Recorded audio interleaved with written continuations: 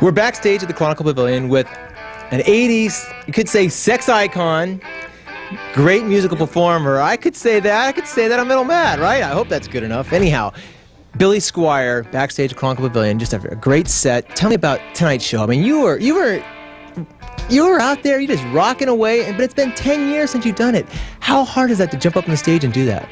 Well, I can't explain why, but it's incredibly easy. I feel I have the best band I've ever had. I've always had great bands. This is, to me, significantly better than the bands I've had in the past. Well, who's in the band exactly? Well, I have two of my old favorites. Alan St. John has been with me since Don't Say No on keyboards, and Mark Clark on bass.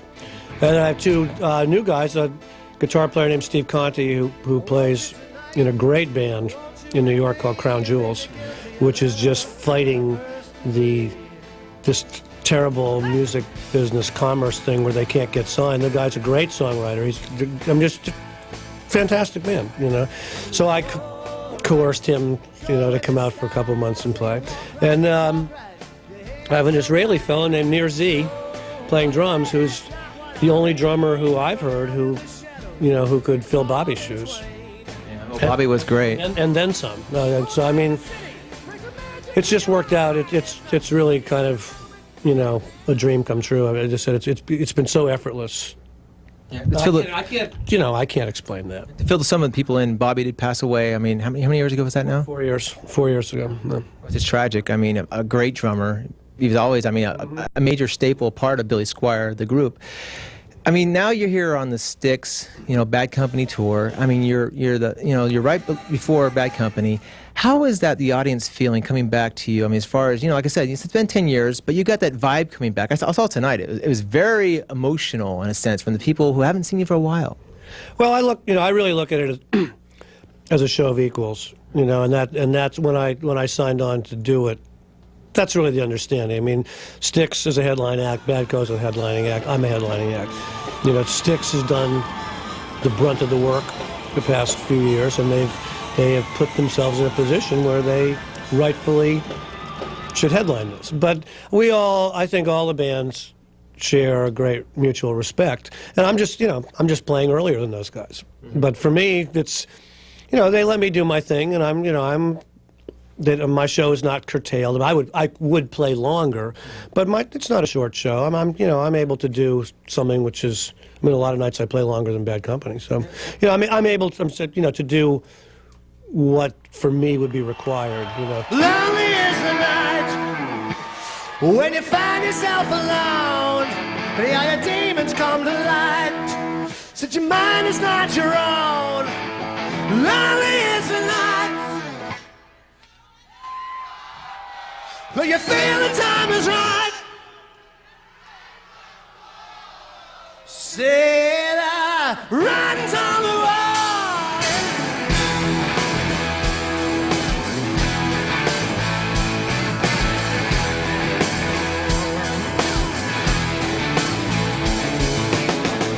Time to fight, and the walls are closing in.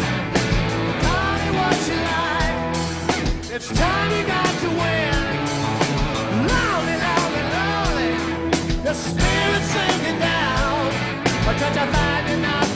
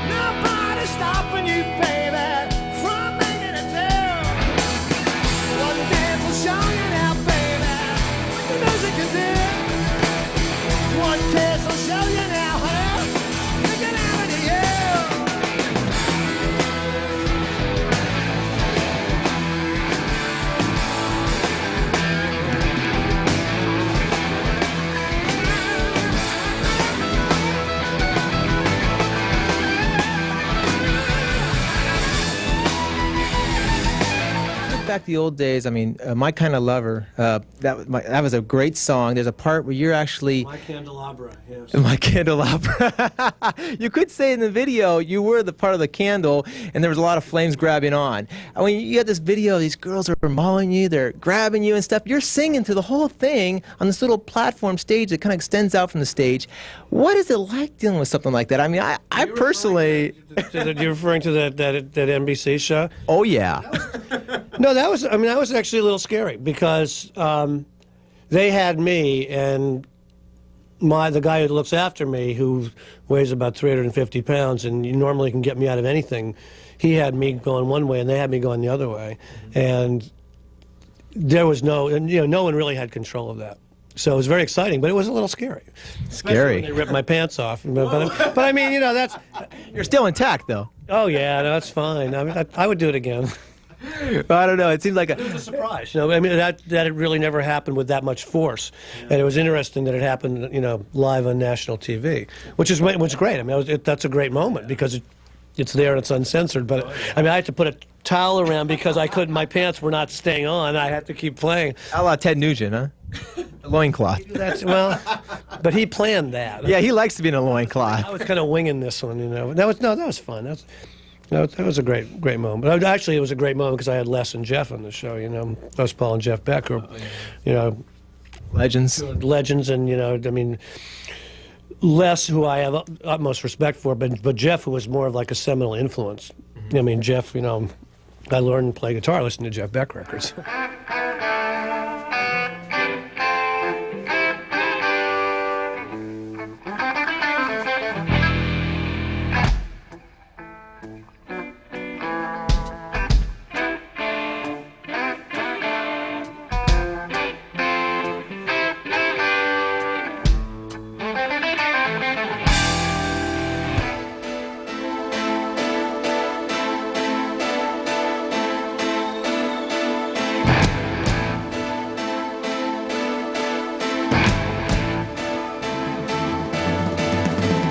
Rocking tonight, I'm walking on air, gonna find me some trouble, gonna grab my share.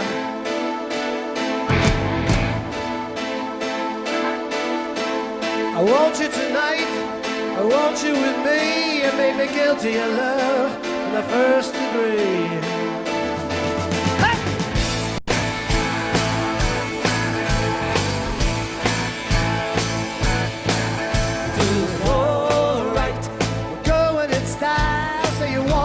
Talk right, your hair's so wild, so white. Hey, that's not what I mean. We go down in the shadows and crawl between. Moonlight in the city brings the magic to your eyes, freezing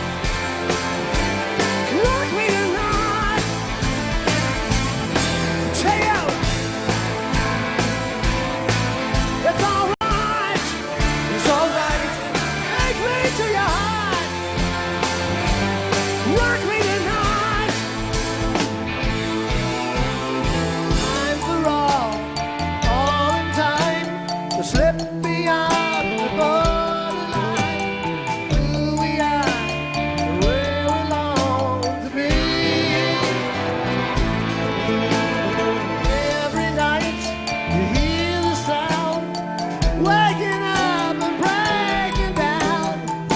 Find a chance to heave it all away. Come on, baby. Ah, take me in your arms. Hold me through the night. Take me to your heart. Work me tonight. Yeah. It's all right. It's all right. Take me to your heart. Work me tonight.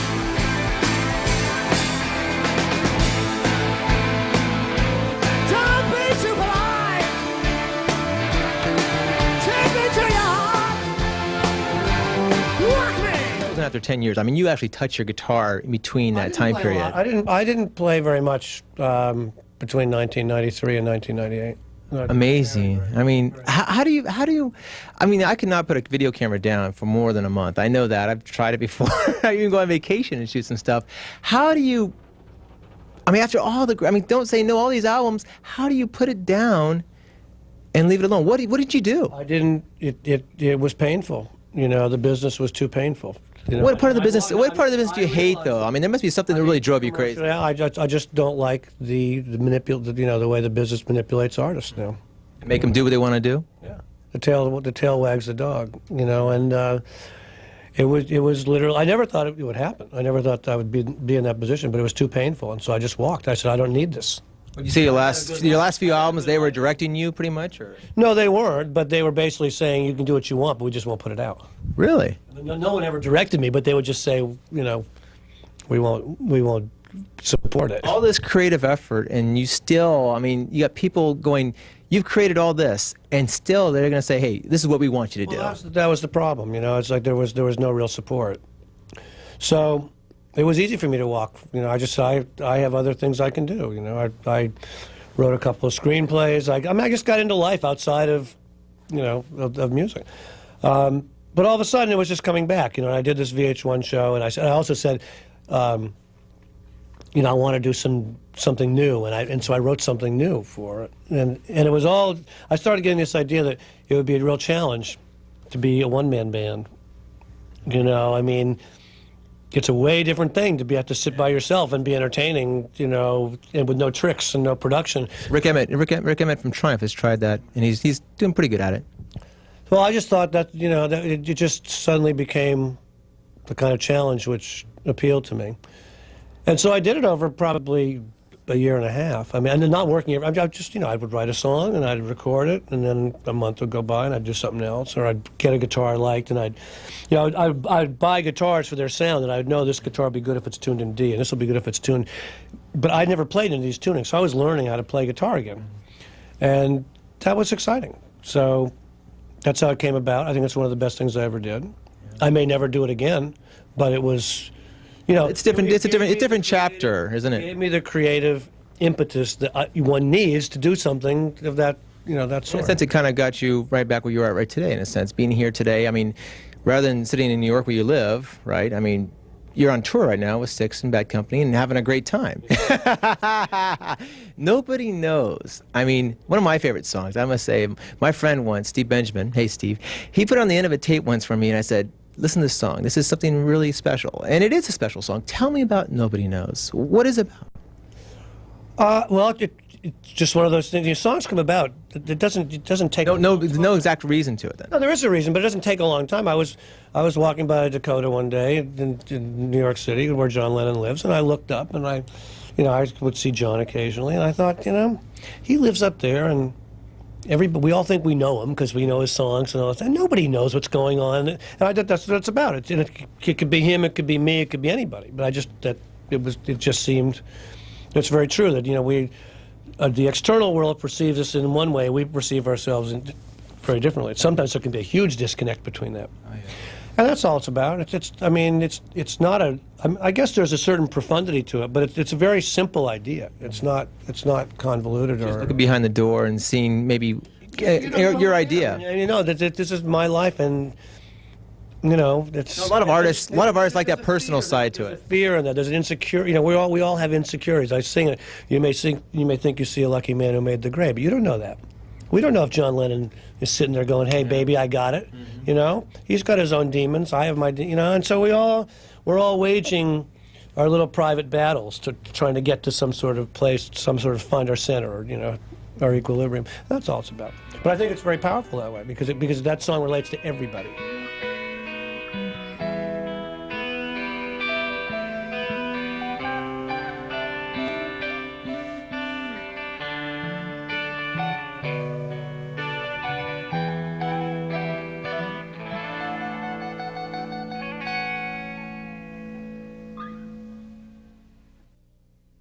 I may get around. Now I may laugh a lot. You might think that I'd be happy with the life I got. Nobody knows. Nobody sees. And nobody really knows the inner side of me. Seems secure. Now I could have it made. You might think you see a lucky man who made the grade, but nobody knows what dreams I see. Ain't nobody really sure as to who they wanna be.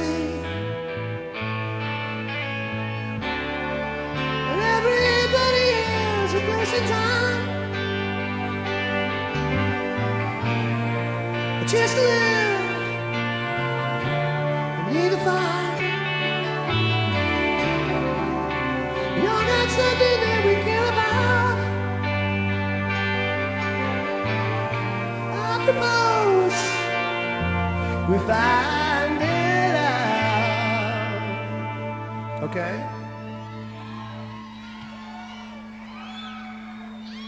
It's not in a book, not in a magazine.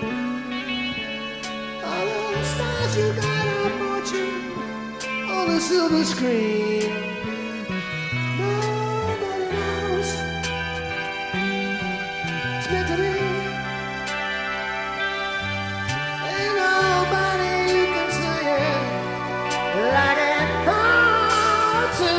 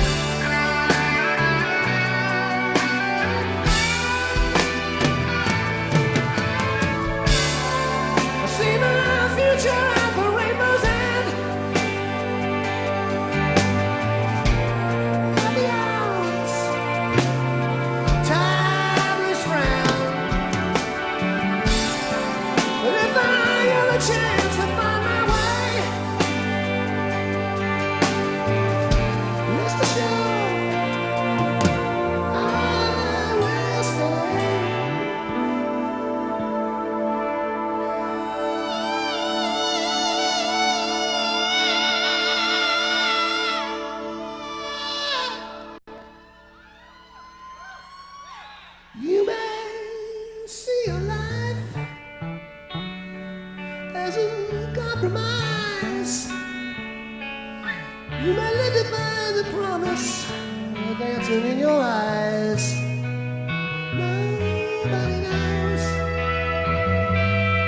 it's meant to be. Let the magic of the moment say it.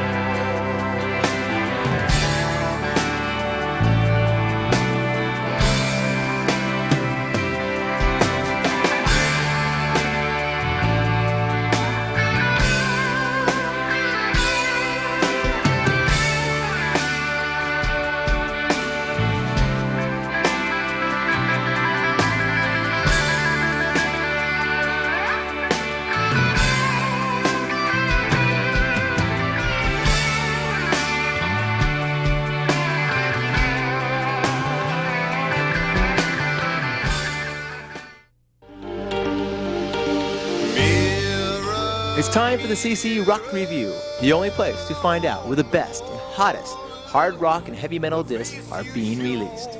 First up is Styx World Live. Tommy Shaw, James Young, and friends with a great disc of live cuts, including a lot of songs that haven't been heard for quite a while, like Halfpenny, Twopenny, Boat on the River, Snowblind, Sing for the Day. A great sounding live disc. Definitely gonna check out. It gets 8 cc's on the Rockometer. Next up is a reissue from Spitfire Records, and that's Twisted Sister with Live, the Hammersmith Odeon. A great sounding live disc, just as Six World, but this is Twisted Sister in their prime, back in 1984. It's got great songs on it like Kids Are Back in Town, Destroyer, Knife in the Back, Shoot 'em Down, and my favorite, Under the Blade. Twisted Sister, live at the Hammersmith Odeon, gets 8 cc's in the Rockometer. And this just in, Twisted Sister is back together. It looks like we're gonna have a full American tour, of course without the makeup. I never liked the makeup anyhow. But anyhow, Twisted Sister without the makeup on a full European and US tour coming up this next summer. Keep your eyes open, this should be hot. Next up, another Spitfire release, Crocus with The Blitz. That's right, Crocus was a great band from Switzerland that kind of faded away toward the late 90s, but you know, Mark Stork and company put out some great records, and The Blitz was definitely one of the top 2. It has songs like Boys Night Out, Our Love, Ballroom Blitz, Ready to Rock, and of course my favorite, Midnight Maniac. A great sounding disc from Spitfire, gets 9 cc's on the Rockometer. The last few discs accompanied some great tours this summer, and I'd like to relive some of those great shows that I did see. We didn't get to film a CC Rock episode with some of these groups, but they were still great shows. The first up is John Waite with Figure in a Landscape. Former Babies, solo project, Bad Englishman. John Waite is rocking again. He's got a great disc. This has got great songs like Fly Away, Always Be Your Man, New Thing, Keys to Your Heart. A great sounding disc from a guy who's been kind of gone for a little while, but I'll tell you what, when I saw him opening for Frampton and Journey this summer of the Shoreline, it was a great show. He sounded like his voice was still 18 years old. Great sounding disc. Figure in a Landscape gets 9 cc's on the Rockometer. And of course, the headliner for that show with Jonathan Waite was Journey, and they were hot over the Shoreline. They have a new disc called Arrival. Now, this is the first disc they've really put out with Steve Augury. I mean, he's a new singer. He's taken the place of Steve Perry, and he sounds great. I think he's a very good, singer. Maybe he's not Steve Perry, but he is the next best thing to Steve Perry. The great thing about him, he's got a good hip, and he's on tour, and he's keeping Journey alive. Journey's Arrival gets 8 cc's on the Rockometer. The last disc is from Aerosmith with Just Push Play, a great sounding disc. I'll tell you, Aerosmith, they were one of my favorite bands back in the early 80s, late 70s, that area. It was really a hot band. Then they kind of got a little commercial, and I don't know, everything kind of changed from that point on. But, Just Push Play, definitely a good disc. I caught them at the Concord Pavilion, and you know what? They sounded great, I must say. We didn't get to do a show with them, unfortunately. CC Rock was not, they're a little too big fish in the sea for CC Rock, I guess. But anyhow, great show. Seasons Wither was a highlight of that show. And like I said, definitely, if you're going to go see a concert, Aerosmith definitely gives you your money's worth, and I'd check them out in the future. But Just Push Play from Aerosmith gets 8 cc's on the Rockometer. And that wraps up this month's CC Rock Review. Till next time, rock on, Bay Area. The last part, 2002, Billy Squire. What are we looking for? I mean, do you have any ideas? I mean, what is your goal for 2002? I don't really live my life with goals anymore. I found it's eliminated a huge amount of stress for me. I wish I could do it. Rather than try to create opportunities, I try to respond to them. I'm walking a line right now because a lot's happening since I've gone out. And I'm very, very happy to be out doing what I'm doing again. It's been a great situation for me that the bands have given me, that my band has given me. And I'd like to take it further, but I want to hold on to the life that I made for myself too. So I think that you will see me in 2002. I'm not exactly sure how, but the wheels are turning. Well, after tonight's performance, I mean, very memorable to see you back on stage. Thank you very much, Billy. Wish you good luck. Thanks for having me. Nice to be here.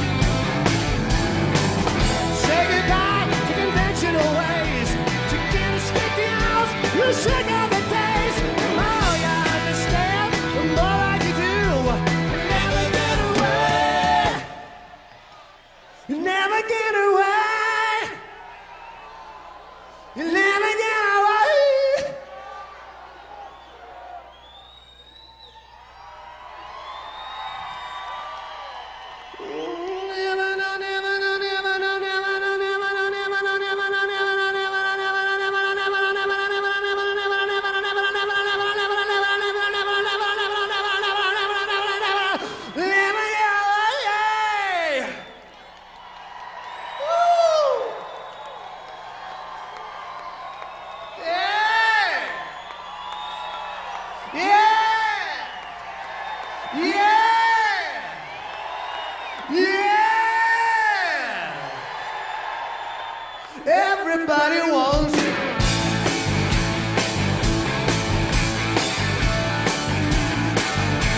Everybody wants you.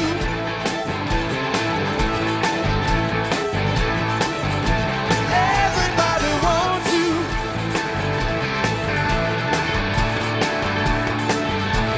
Everybody wants you.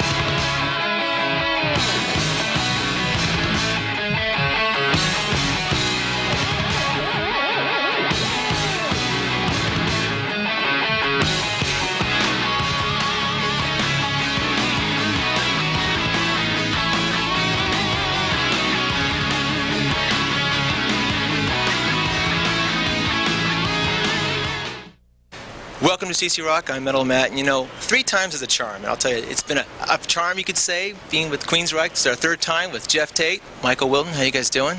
Good. Here you are in the beginning of a new tour, in a sense, a live evolution tour.